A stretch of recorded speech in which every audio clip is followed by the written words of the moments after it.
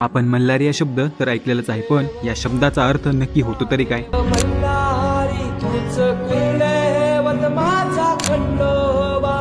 Basically Malhari या शब्द महाराष्ट्राच्या एका देवतापासून आलेला आहे. मल्हारी या शब्दाचा अर्थ होतो की मल्ला याला हरवलेलं. ही गोष्ट महादेव यांच्या अशा अवताराची आहे की ज्यांच्याबद्दल खूप कमी लोकांना माहिती आहे. मल्ला आणि मणी या दोन असुर भावांनी मिळून ब्रह्मदेवाची तपस्या करून त्यांना प्रसन्न केलं. तेव्हा ब्रह्मदेवाने त्यांना अपार शक्ती आणि अमर होण्याचं वरदान दिलं होतं.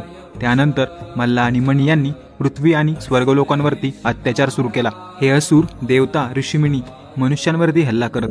चिंतित होऊन सर्वांनी देवादिदेव महादेव यांच्या मदतीसाठी प्रार्थना केली.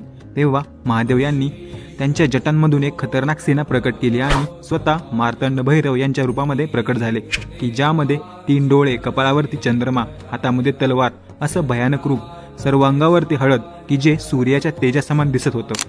विक्राल रूपामध्ये नंदीवरती स्वार असलेले महादेव यांनी सेनाचं नेतृत्व केलं. कार्तिक अमावस्येच्या दिवशी युद्धाला प्रारंभ केला. युद्ध सुरू झालं, परंतु मल्ला आणि मणी यांनी देखील 6 दिवस घनघोर युद्ध केलं. पण शेवटी ते दोघंही महादेव यांच्या चरणांमध्ये येऊन पडले.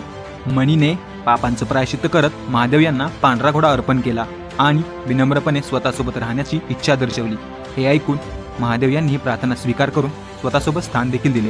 मल्लाच्या डोक्यामध्ये वेगळाच विचार होता. मल्लाची इच्छा अशी होती की त्याला संपूर्ण सृष्टीचा विनाश करायचा होता आणि त्याला मांस देखील खायचं होतं. ही दरिद्रता ऐकून महादेव यांचे डोळे रागाने लाल होतात.